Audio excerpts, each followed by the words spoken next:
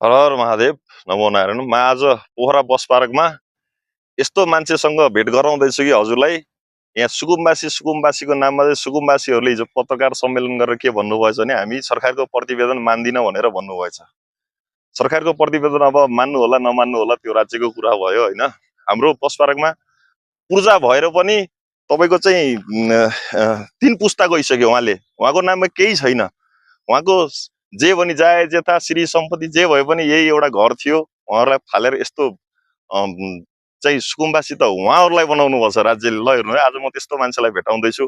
3 पुस्ता गइसक्यो उहाँको। यो बस पार्क बन्छ भनेर कुर्दा कुर्दा अहिले स्वेच्छाले फाल्नु भएको उहाँहरूले यो खडेरी यो जग्गाहरू यो घरहरू घर टराहरू थियो। यहाँ व्यापार व्यवसाय गरेर आफ्नो जीविका पार्जन गर्नुभएको थियो। उहाँको 3टा छोरा छन् बिचारा सबै बेर। यस्तो अन्याय गर्नुहुन्छ राज्यले। उहाँहरू बोल्न चाहनु भएन। यहाँ चाहिँ सयौं पत्रकार आउँछन्, सयौं चाहिँ अधिकार कर्मी आउँछन्, के आउँछन्। हामीले चाहिँ बस पार्क बन्छ भनेर चाहिँ हामीले आफै स्वेच्छाले भत्कायौं, बस पार्कलाई बाटो सहज बनाइदियौं भनेर उहाँहरू बोल्नै चाहनु भएन। अब यो राज्यले चाँडो भन्दा चाँडो यसको चाहिँ समाधान गर्नु पर्यो।